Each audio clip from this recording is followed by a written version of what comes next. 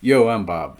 Into Teenage Mutant Ninja Turtles and Masters of the Universe, gonna be building an action figure from the Turtles of Grayskull toy line, Metal-Boto. So you have to get all 4 Target exclusive deluxe action figures in order to acquire all the pieces, which I have done over a period of several months.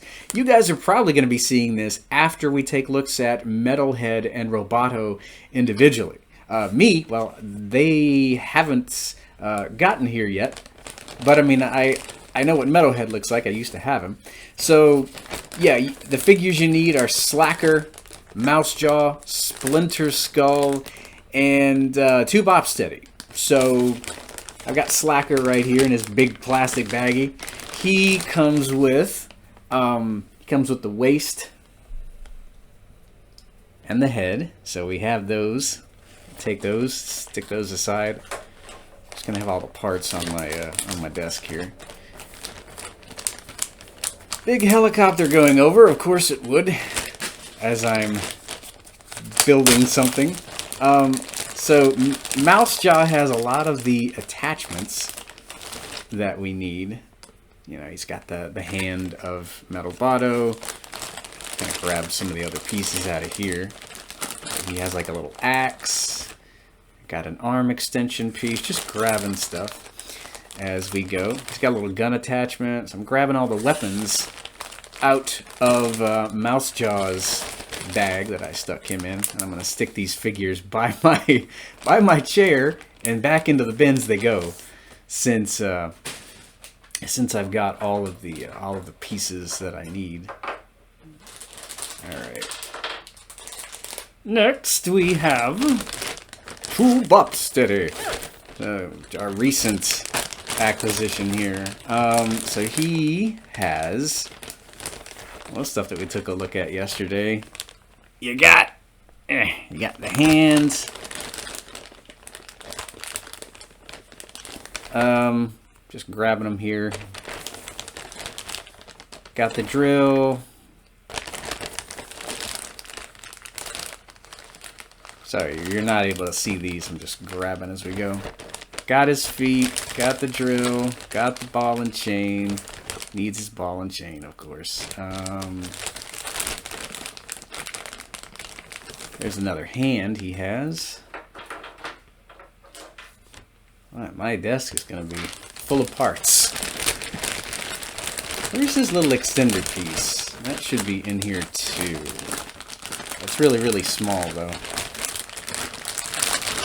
Let me see if I can find it here. Pause video space. Resume. I went ahead and attached the extender piece to one of the parts. So I spent like 10 minutes looking for something that I thought I lost, and I put it somewhere where I would know where it was, and then forgot about it. So with Splinter Skull, you got the top torso piece. You got the metal shell. So let's go ahead and just start building this guy. Got the metal shell attached there. I'm gonna take this, snap that right in here. Here we go. Let me see. What else are we going to need? Where's his lower half? Okay, yeah, we got that. Now we need feet. I don't know if it matters which foot you put on which leg. I guess they're... Yeah, I think that's... Yeah, got the left foot here. Let's see if we can snap that in. There we go. Where's the other foot? When you build a robot, make sure you have both feet. All right. Here's the other foot. I don't know if you're probably not going to be able to see exactly what I'm doing. I'm trying to make sure I get him. So here, he's kind of built. Gonna grab the left hand. Hopefully it's not gonna give me too much trouble to get the hand in here. I'm kind of wondering. Because I did see a few folks online who were having a bit of trouble getting the hands to go, getting the arms to go in. I don't know if that requires a hair dryer. Oh no. Well, this is his left arm. I don't know if it matters. Don't know if it matters as to which, getting it up. There we go. There we go. Snapped right in after a bit of finagling. Grabbing the right one here. Yeah, you just have to make sure that the little hinge joints are aligned. See, when you try and snap these in, the shoulder joints want to move a little on you. The right one's kind of not wanting to cooperate. Come on, get in there. There we go. All right. And I'll form the head. It should go right on top of him. There we go. All right. So here, finally, is our Metal-Boto. So I like the way he looks. I might have gotten the feet wrong. No, I guess there's really no way to mistake the feet. Once you snap everything in place, it's a real tight fit, which I like. So he's just a really big guy, really big action figure here. I think he's taller than some of the others. I mean, looks a bit like Metalhead. I used to have the Playmates version of Metalhead, so that the head looks a bit like that.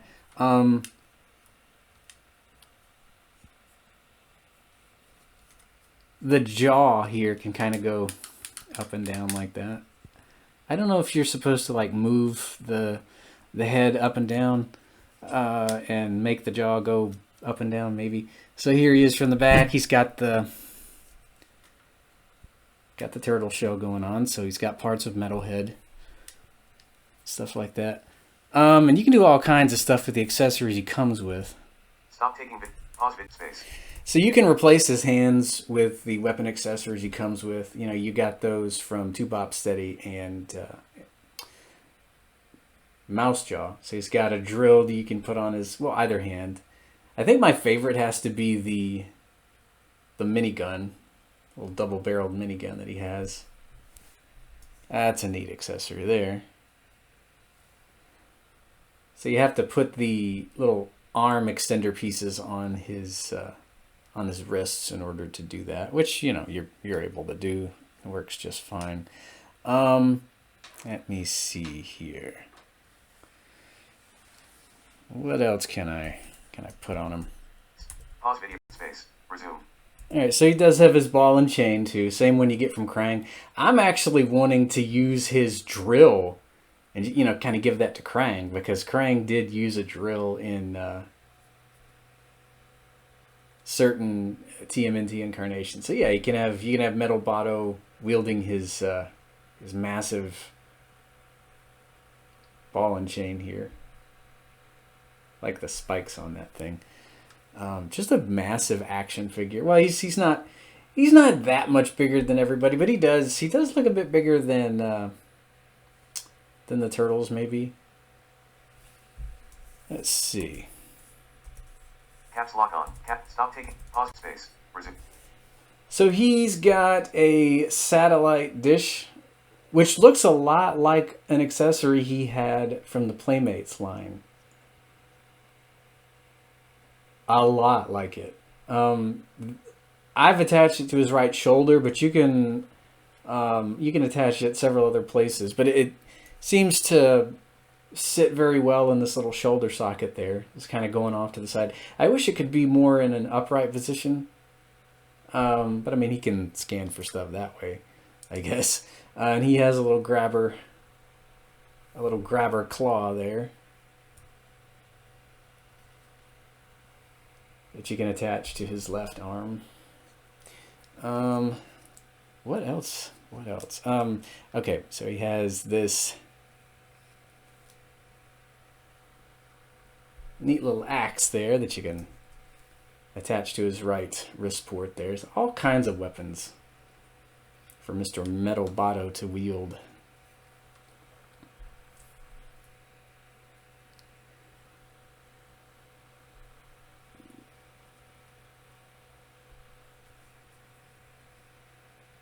I like that shell he has on his back.